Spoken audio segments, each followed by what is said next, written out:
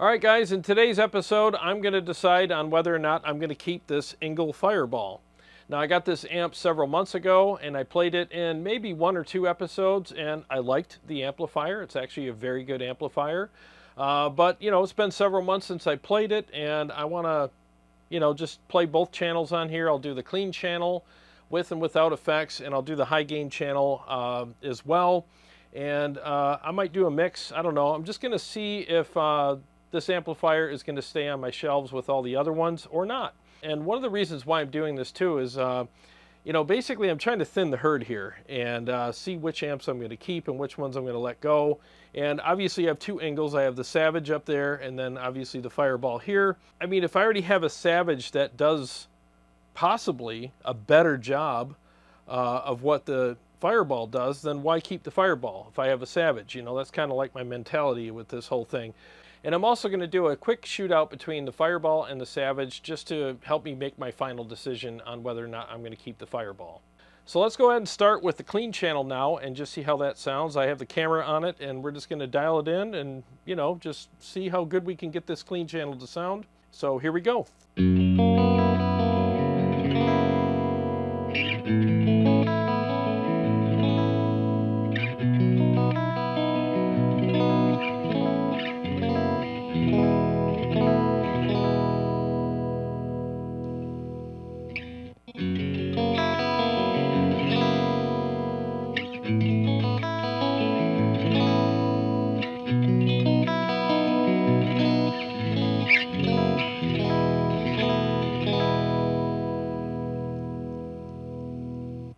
Actually, the clean channel is very nice. I was using the coil tap pickup. Let's go to the regular full humbucker and see what it sounds like with that.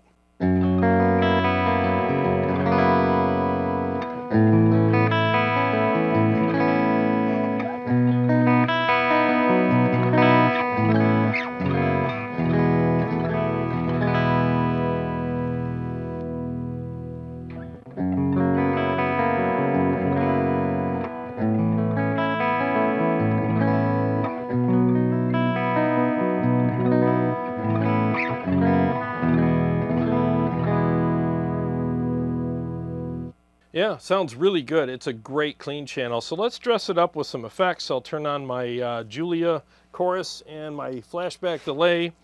And I'm going to put it back to the coil tap pickup because I think that's the best position here for this channel. And just see what it sounds like. I'm going to turn the bright off.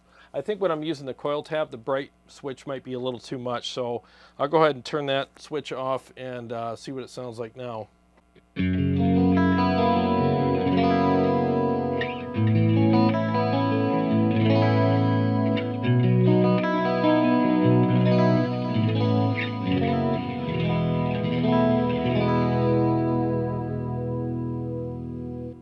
Man, that's glorious. That is a really, really nice, beautiful, very musical clean channel. That is one of the best clean channels I've heard in a while. I would put it right up against the Diesel Herbert clean and the JP clean. I think it would fit really well in that family of cleans. I mean, it's just beautiful. Really, really good.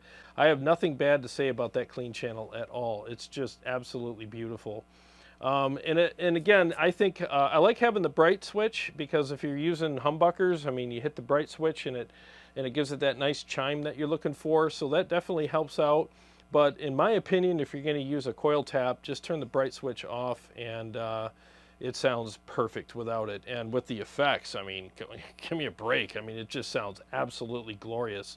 So I really like the clean channel a lot. So now let's switch to the high gain channel and see what that sounds like.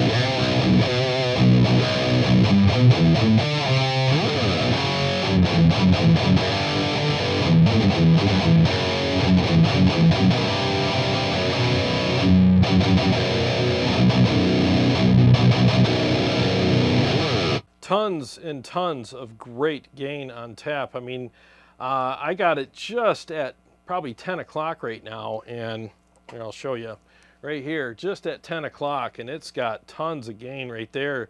It's a perfect rhythm channel setting as far as the gain's concerned. I mean, that just sounds really good. It's tight, it's percussive, and the top end is really nice. You know, it's pretty aggressive. I do have my overdrive pedal on. I'm going to keep it on because that's just how I play all my amps. So I always test amps with an overdrive. If it takes a boost pedal really well, it's a keeper, you know, and this one definitely does take a boost pedal very well.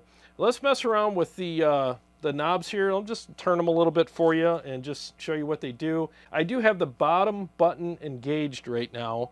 That was the third take on that, by the way. Gosh, it's hard to say. I have the bottom button engaged right now. And I'll show you what it sounds like when it's engaged and disengaged.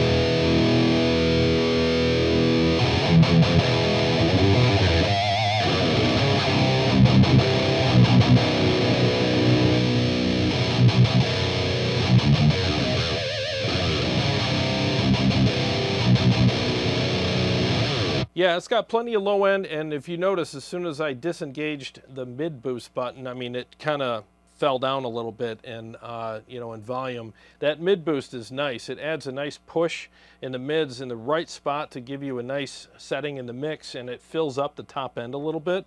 But just remember, like when you do that, you want to keep the presence, you know, a little higher. I'll show you. So like when I turned the mid boost off, it was a little, I don't know, the top end got kind of weird, so you probably want to back the presence down a little bit.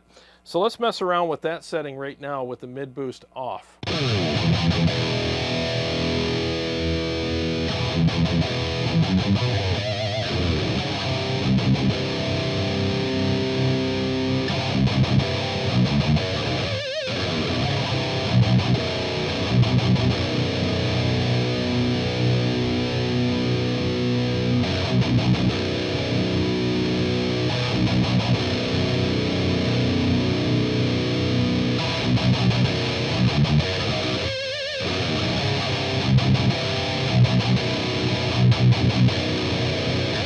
Yeah, so the adjustments I made after I disengaged the mid boost were nice. So I backed the presence down a little bit. I'll put it back on the amp here. So I backed down the presence a little bit, nudged the treble, and brought the mids up a little bit, and it actually filled up really nice. So now let's dial it in at its best settings, at least to my taste, with the mid boost engaged.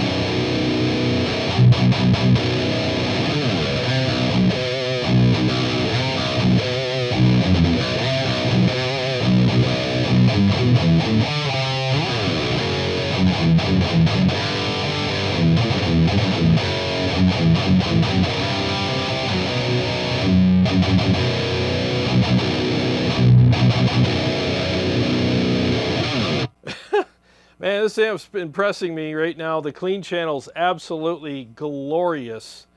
And I'm really digging what the high gain channel's doing right now. You know, and I was kind of remembering this amplifier as being kind of fizzy, but I'm not getting that right now. I'm not getting fizzy at all out of this thing. It's very articulate on the top end. There's a unique sound coming out of it for sure. I mean, Engls are, you know, they're very unique sounding amplifiers, but I don't know, man. I came down here with the attitude of, yeah, I'm probably going to sell this amplifier because I just remembered it sounding differently. But I think this amplifier is putting up a really good fight to stay on the shelf here. I don't know, man. This sounds really good. I mean, these settings right here are just really working for me. I mean, you got to, again, if you have the mid boost engaged, you got to crank the presence up a little bit. And I noticed that on the Savage too. Don't be afraid to crank your presence up more when you have the mids. And then just, you know, you can adjust your mids here. And then, of course, you know, turn your treble up a little bit more. And it just has this really nice bite on the top end. And it becomes very articulate, and it'll sit in a mix perfect because you have that nice mid hump, you know, because the guitar is a mid-range instrument. So you got this nice mid hump that kind of nudges it up in the mix. And because of that mid hump, it can kind of cover up the top end a little bit of the amplifier, the highs, you know. So you want to bump those a little bit to average all that out. And then now you have this nice mid hump to bring the amp forward. And you have this nice bite and articulation that you add by turning the treble and the presence up a little bit more than you usually would, and it just sounds incredible. It's amazing. You get two very distinctive tones out of this amplifier. With the mid boost off, you can adjust it to sound completely different. Almost kind of in EVH territory, but not exactly. You know, it still has the Engl thing that Engls do, but it's more in that territory. But as soon as you hit that mid hump, it changes everything. And then again, make those adjustments and it really comes to life, you know. Man, man, my battery's almost dead on my wireless. Let me do a quick mix on this thing and see what I can get out of it here in a mix.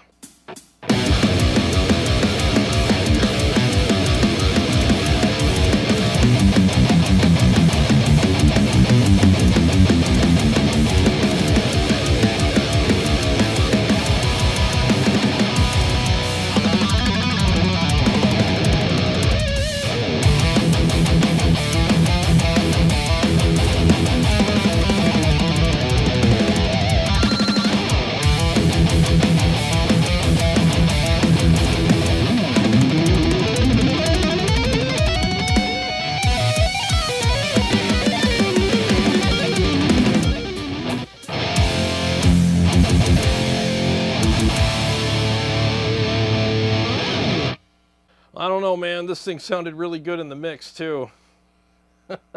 And the feel is great with it also. I mean, the feel on the amplifier is really good. It's very percussive, articulate.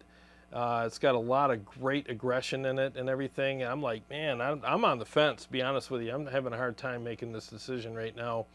Like I said, I do have to thin the herd, and this is a tough one. It really is, because like I said, I haven't played this amp in several months. It's been a while, and I just remembered it being kind of fizzy. And I'm not getting fizzy out of this at all. I'm getting very articulate and aggressive. You know, it's got that nice aggressive top end to it. And I'm telling you, if you take the time to dial in these amps properly, they can sound really good. Yeah, so I'm on the fence. I might need your guys' help with this one. I might need you to comment in the old comment section and tell me what you think. But in a second here, I'm going to shoot it out with the Savage, and I'm going to shoot it out with channel 4 on the Savage, because that channel is money.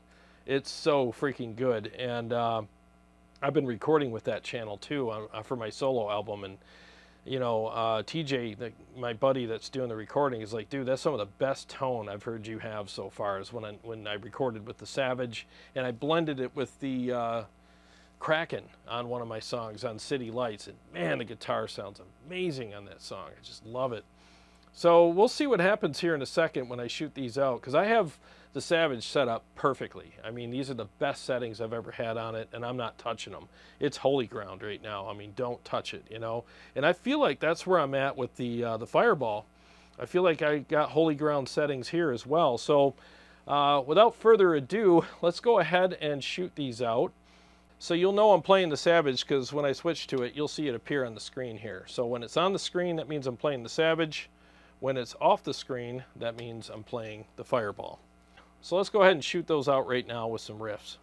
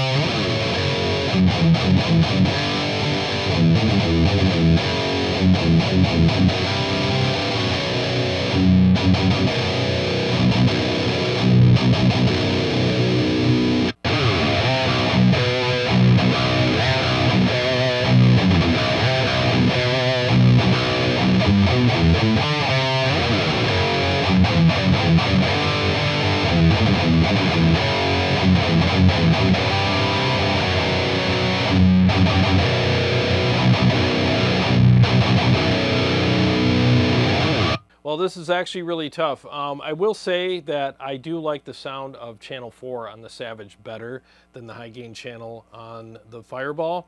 They both sound really good though, and they both have their own unique, you know, things about them. So man, this is really hard.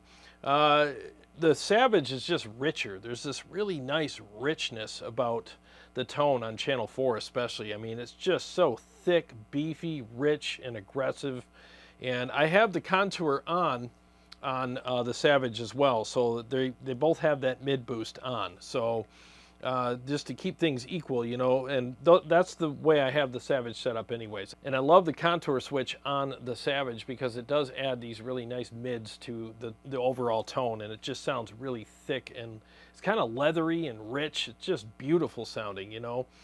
Yeah, this is tough. It really is. They both have their own unique things going on, but if I had to pick between both of them, I mean, I would pick the Savage. But maybe the Fireball's unique enough to keep on my shelf. I don't know. You know, what do you guys think? I'm having a tough time with this one. Let's see how the clean channels compare. You know, because I do love the clean channel in the Fireball. So let's see how they compare on the clean channels now.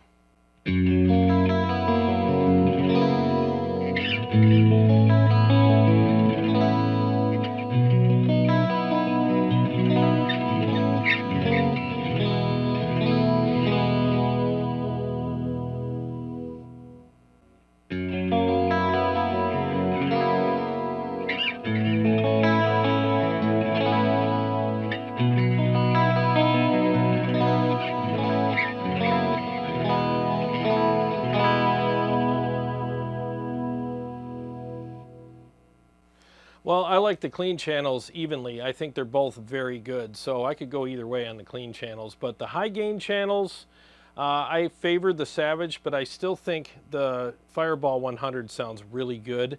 So maybe it's unique enough to keep. I don't know. I'm really at a loss here. I don't know what to do. So please help me out in the comments below and give me your thoughts on whether or not I should keep the Fireball. I mean, I'm definitely keeping the Savage. That's that thing's welded to the shelf. That's never going anywhere. It's just I'm trying to decide on whether or not I want to keep the Fireball. So basically, is it unique enough to keep, or do I have a better version of the Fireball in the Savage and I should just let the Fireball go and save room on the shelf for something else that's even more unique than what the Fireball has to offer? Well, thanks for watching. I really appreciate it, and I'm glad to share this experience with you guys, because I know a lot of you guys go through the same thing. You know, you're always trying to decide on, oh man, should I get this one or that one, or I'm going to let some stuff go. Should I keep this or keep that? And I just wanted to show you like my process on how I make those decisions. And usually my process is very definitive. Like at the end of it, I'm like, well, I already know what I'm going to do. You know, it's very obvious what decision to make here. But on this one, I'm a little stumped. So again, I could use your help. So please leave your comments in the comment section below, and I look forward to reading those and interacting with you there. And to all my subscribers and Patreon supporters, thank you so much. I really appreciate you guys. And if you're new to the channel and you haven't subscribed yet, please do, and click the bell so that you can be notified every time I come out with new episodes or go live.